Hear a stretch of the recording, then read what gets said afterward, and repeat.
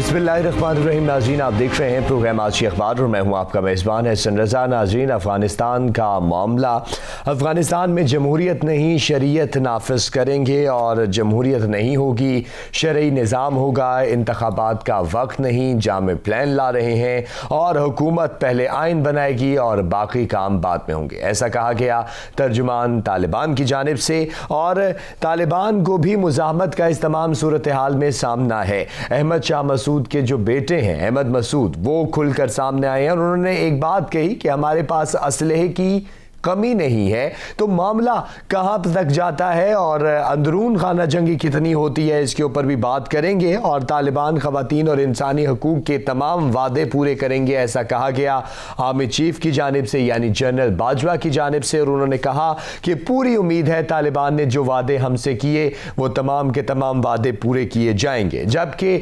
बरतानिया के जो वज़ीर आज़म है बोरिस जॉनसन, वो कहते हैं कि अफ़गानिस्तान तालिबान के साथ मिलकर काम करना ज़रूरी हुआ तो ज़रूर करेंगे।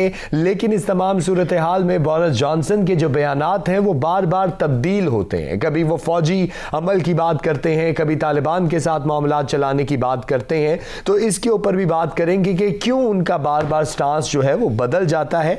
जबकि सदर शी जिनपिंग ने ईरानी सदर इब्राहिम रईसी साहब से भी टेलीफोनिक रब्ता किया और अफ़गानिस्तान के अंदर मामलात जो हैं मुश्तरका बाहमी मुफाद के तहत और बाहमी ताउन के तहत हल करने की बात उन्होंने भी की है। तो इस तमाम सूरत हाल पे बात करेंगे, पाकिस्तान के किरदार पे भी बात करेंगे, खित्ते में जो दीगर ममालिक हैं उनके इंटरेस्ट पे भी बात करेंगे। जबकि अगर मुल्क के अंदर की बात की जाए तो इमाम और तमाम शराकतदारों को इलेक्ट्रॉनिक वोटिंग के मुतल्लिक आगाह किया जाएगा, इलेक्ट्रॉनिक वोटिंग के फ़वाइद के मुतल्लिक बताया जाएगा।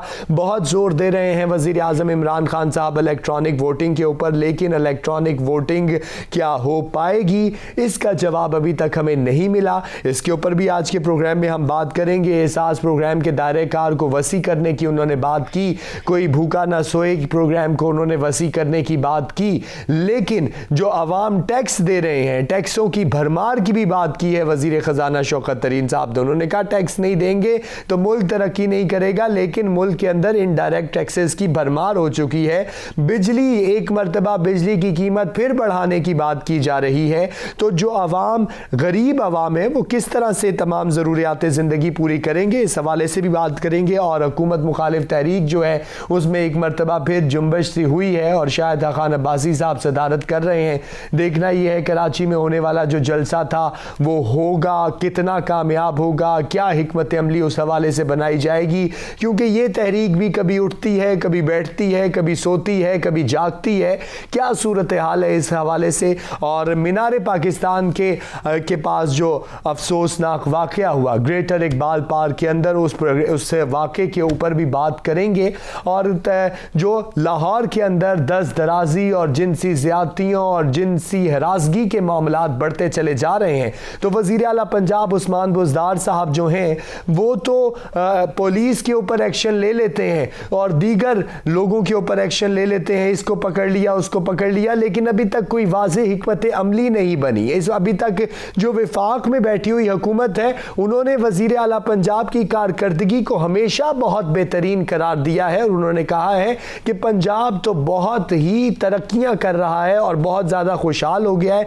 लेकिन अगर देखा जाए तो पंजाब के अंदर और बिलखुसूस लाहौर के अंदर इस तरह के बहुत ज़्यादा वाक़यात जन्म ले रहे हैं। इसके ऊपर हुकूमत वक्त को भी सोचना पड़ेगा और वज़ीर आला पंजाब उस्मान बुज़दार साहब की कारकर्दगी को भी देखना पड़ेगा। और इन तमाम मामलात के ऊपर बहस करने के लिए जो शख्सियत मेरे साथ स्टूडियो में आज मौजूद है उनका तारुफ आपसे करा दूं तो जनाब सैयद तसद्दुक़ गिलानी साहब हमारे साथ स्टूडियो में मौजूद हैं। तसद्दुक़ साहब, अफ़गानिस्तान का मामला आपने देखा, अफ़गानिस्तान की सारी सूरत हाल देखी और हुकूमत भी वहाँ पर आए और इसके ऊपर मज़ीद बात करेंगे। वापस अभी ब्रेक पर जा रहे हैं और वापस बस आकर बात करेंगे कि शरीयत नाफिज करेंगे, जमहूरियत नहीं होगी, किस तरह से निज़ाम चलेगा। हमारे साथ रहिए।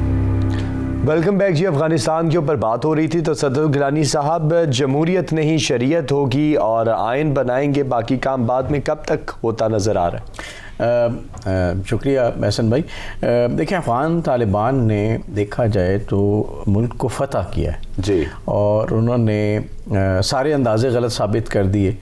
انٹیلیجنس ایجنسیاں امریکہ اور برطانیہ کی ان پہ الزامات آ رہے ہیں کہ ان کو اندازہ ہی نہیں تھا کہ یہ سارا کچھ اتنی جلدی ہو جائے گا. تو جو فتح کرتا ہے ملک کو یا دارالخلافہ جس نے فتح کیا ہے, اس کے لیے اس وقت کم از کم ایک خاص ٹائم تک وہی معاملات اسی طرح لے کے چلیں گے وہ جس طرح سے وہ چاہتے ہیں. تو میرا نہیں خیال کوئی الیکشنز کی بات ہوگی, میرا نہیں خیال کوئی جمہوریت کی بات ہوگی.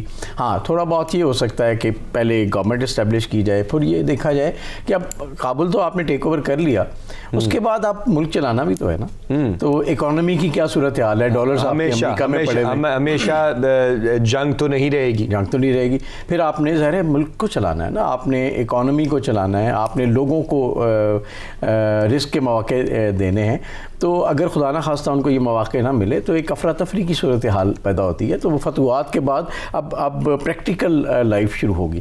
تو اس کے لیے آپ دیکھیں ابھی اسٹیٹ بینک تو خالی پڑا ہے, وہاں پہ ان کی سارا جو پیسہ ہے وہ تو امریکہ کے بینک پہ پڑا ہوا ہے. صحیح, امریکہ نے اس کو فریز بھی کر لیا 10 بلین, وہ بھی اسے منجمد کر چکے ہیں. تو یہ اب ایسی صورتحال ہے جس کو اب مختلف انداز میں دیکھنا پڑے گا طالبان گورنمنٹ کو بھی. اور انسانی حقوق کی جو باتیں ہو رہی ہیں, خواتین کے حقوق کی باتیں ہو رہی ہیں, یہ ایک معاملہ ہے. وہ تو پاکستان کی طرف سے موقف اختیار کیا گیا نا کہ جتنے وعدے کیے گئے ہیں ٹیبل پہ بیٹھ کے وہ پوری امید ہے کہ وہ پوری کریں گے, ایسا آرمی چیف کی جانب سے کہا گیا ہے, جو کہ ایک اچھی بات ہے. جی بالکل. اور یہ بڑی اچھی بات اس طرح سے ہے کہ دیکھیں اس وقت پاکستان ماڈریٹر ہے بٹوین افغانستان اینڈ جو ویسٹرن پاورز ہیں ان کے بیچ میں, اور چائنا سے بھی کسی حد تک. تو اس میں ڈیفینیٹلی کمیونیکیشن جو ہوتی ہے تھرو پاکستان ہوتی ہے. تو یہ جو وعدے وعید کرائے گئے طالبان کو بتایا گیا, اور میرا خیال ہے اس دفعہ طالبان نے تھوڑا سینسیبل انداز میں چیزوں کو لیا ہے, کوئی خون خرابہ نہیں کیا, کوئی اس طرح کے معاملات نہیں کیے جس سے اس ابھی تک کم از کم کوئی ان پہ اعتراض اٹھ سکے, خواتین کے حوالے سے بھی اور ادروائز بھی, ان کے مخالفین کے حوالے سے بھی. اب دیکھا جائے تو میں جیسے کہہ رہا تھا, اب چیلنجز یہ ہیں, اکانومی کیسے چلانی ہے, لوگوں کو روزگار کیسے مہیا کرنا ہے. بہت سارا جو اسلحہ امریکن چھوڑ گئے ہیلی کاپٹر سمیت, ظاہر ہے طالبان تو اس کو نہیں چلا سکتے, اسٹیٹ بینک کو طالبان تو نہیں ابھی چلا سکتے, وہ ایکسپرٹیز ان کو گین کرنی ہے.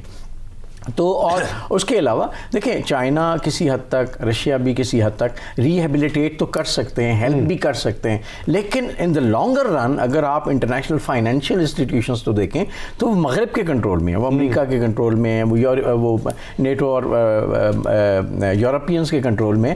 تو وہاں ایک الائنمنٹ ان کو بنانی پڑے گی, کیونکہ آپ کو کہیں نہ کہیں اپنی اکانومی چلانے کے لیے ان کی معاشی مدد کی ضرورت پڑے گی. تو یہ ساری چیزیں ایک مختلف ڈائمنشن کی طرف آہستہ آہستہ لے کے جائیں گے. صحیح. چین اور ایران کا کیا کردار ہے, کیونکہ چینی صدر جو ہیں شی جن پنگ, انہوں نے ایرانی صدر ابراہیم رئیسی سے رابطہ کیا, پھر انہوں نے کہا کہ ہم تمام معاملات کو دیکھ رہے ہیں, باہمی مفاد اور باہمی اتفاق کے ساتھ چلیں گے. تو اس تمام صورتحال میں یہ دو ممالک کس حد تک مدد کرنے میں کامیاب رہیں گے, کیونکہ اگر دیکھا جائے تو ایران کو بھی امریکی پابندیوں کا سامنا ہے, اور چین اور امریکہ اپوننٹ تو ہیں ہی ہیں.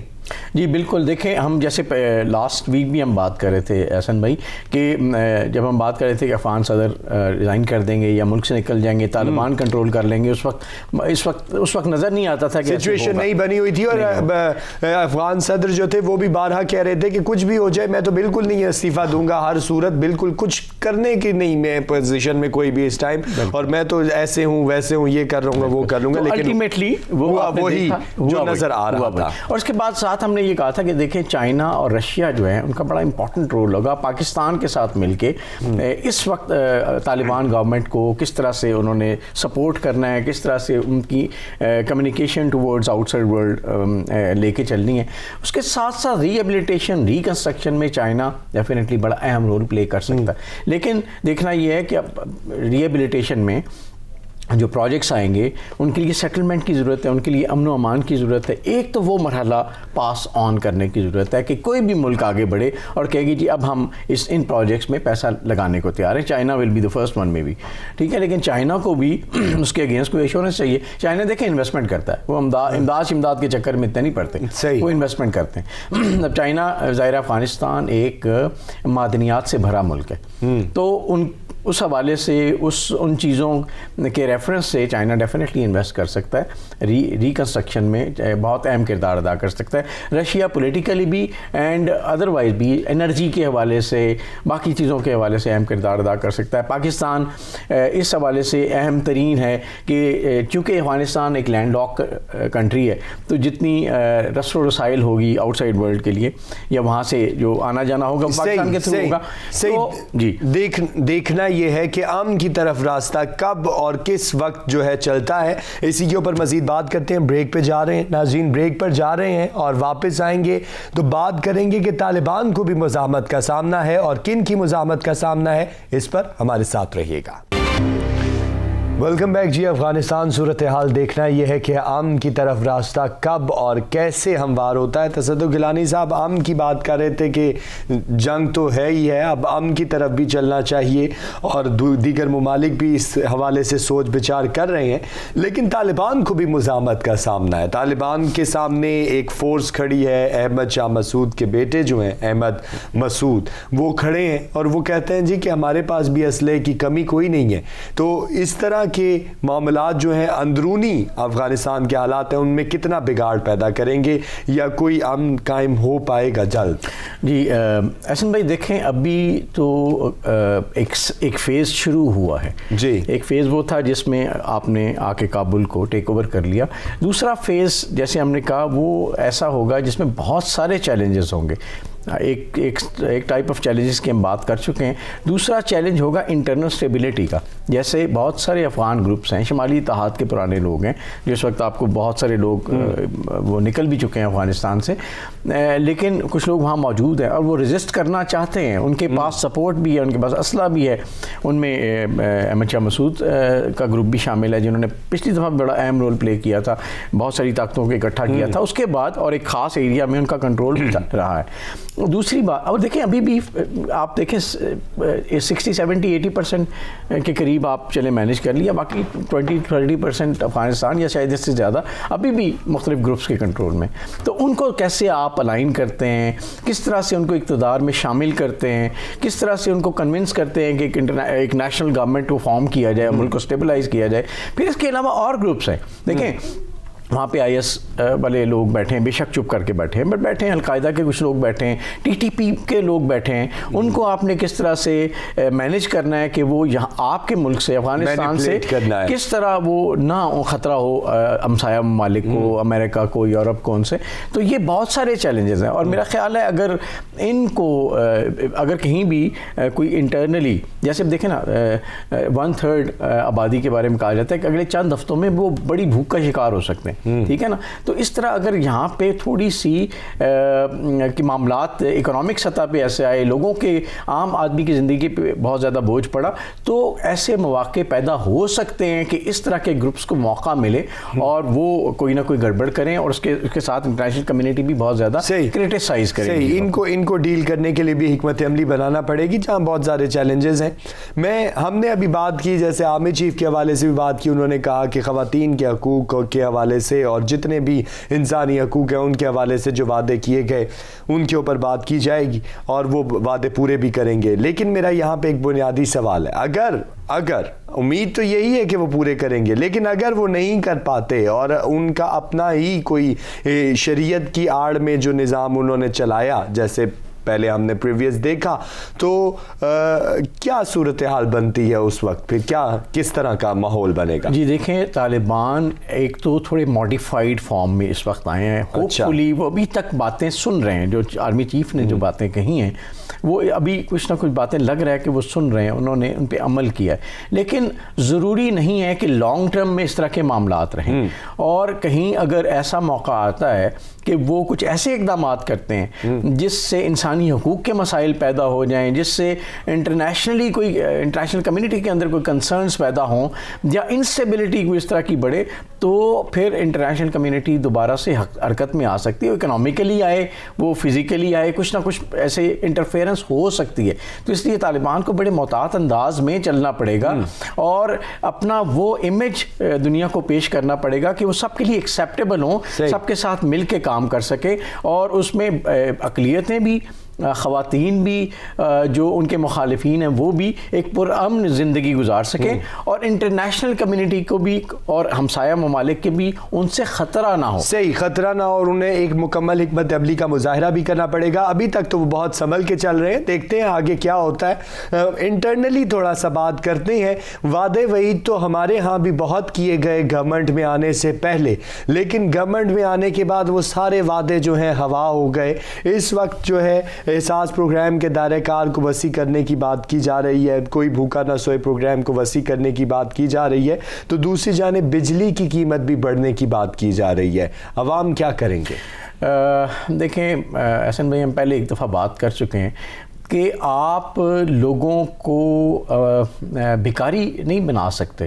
بے شک ان کے آپ خوراک کا خیال رکھیں، ان کی ضروریات کا خیال رکھیں، لیکن زیادہ اہم یہ ہے کہ ان کے لیے روزگار کے مواقع پیدا کریں، ان کی عزت نفس بحال ہو، وہ خود محنت کر کے کما سکیں، بجائے اس کے کہ وہ شام کو یا دن کو کسی جگہ جا کے کھانا کھائیں اور آ کے ناکارہ بیٹھ جائیں۔ تو قوم کو ناکارہ نہیں بنانا، قوم کو کارآمد بنانا ہے۔ تو میرا خیال ہے تھوڑا یہ اچھا ہے، غریب آدمی کا خیال رکھا جا رہا ہے، لیکن اس پروگرام کی ڈائریکشن روزگار کی طرف موڑنے کی ضرورت ہے۔ صحیح۔ ایک تو بات یہ ہے، دوسری بات جو آپ نے کہی کہ آپ دیکھیں ایک عام آدمی جو محنت سے مزدوری سے گزارا کرتا ہے، اس کی زندگی پورا خاندان چلا رہا ہے، بالکل پورا خاندان، اس کی زندگی اجیرن ہو گئی ہے۔ انرجی بلز کے حوالے سے آپ دیکھ لیں، اشیاء خورد و نوش کے حوالے سے دیکھ لیں، تو وہاں پہ وہ زیادہ کرائسس کا شکار ہو رہا ہے۔ تو خدا نہ خواستہ یہ نہ ہو کہ آپ اس محنت کش طبقے کو بھی آپ احساس پروگرام جیسے معاملات میں لے کے جائیں۔ آپ کوشش یہ کریں کہ لوگوں کو روزگار کے مواقع۔ اور ایک چھوٹا سا پوائنٹ، کیونکہ وقت محدود رہ گیا ہے، روزگار کی بھی بات کی آپ نے، اور ایک عوامی ایشو مینار پاکستان کے اندر جو ہوا، اور آپ کو بھی پتہ ہے، اور پھر لاہور کے اندر جو چنگچی رکشے والا معاملہ ہوا وہ بھی سب کو پتہ ہے، دست درازی بہت زیادہ بڑھ گئی، ہراسگی بہت زیادہ بڑھ گئی۔ عثمان بزدار جو ہیں وہ ایکشن لیتے ہیں پولیس کے خلاف، لوگوں کے خلاف، کوئی حکمت عملی نظر نہیں آئی واضح۔ لاہور کے حالات جو ہیں بد سے بدتر ہو گئے، لیکن حکومت کہتی ہے کہ بڑی شاندار حکومت ہے۔ جی حسن بھائی، بہت ہی افسوس کا مقام ہے۔ لاہور وہ شہر ہے جس میں ہر بندہ آ کے سما جاتا ہے، اور لاہوریے ہر بندے کے میزبان ہیں۔ لاہور جیسے شہر میں اس طرح کے واقعات کا ہونا بہت ہی افسوسناک ہے، اور میرا خیال حکومت کے لیے ایک لمحہ فکری ہے، ہمارے لوگوں، ہمارے اہل اقتدار کے لیے لمحہ فکری ہے کہ آپ لوگوں کو عزت نفس ان کی بحال رکھنے کے لیے، ان کی حفاظت کے لیے، ان کی عزتوں کو محفوظ رکھنے کے لیے آپ سیکیورٹی نہیں پرووائڈ کر سکتے۔ مینار پاکستان میں تو بے شمار لوگ ہوتے ہیں، کیا وہاں سیکیورٹی کا انتظام نہیں ہے کہ اس طرح کا معاملہ ہو؟ صحیح، سیکیورٹی کے انتظامات کرنے کی بھی ضرورت ہے، اور حکومت کو سوچنا بھی پڑے گا کہ ملک کے اندر ہو کیا رہا ہے اور عوام کو تحفظ کس طرح سے فراہم کرنا ہے۔ یہ حکومت کی اولین ذمہ داری ہے۔ پاکستان زندہ باد۔ اللہ حافظ۔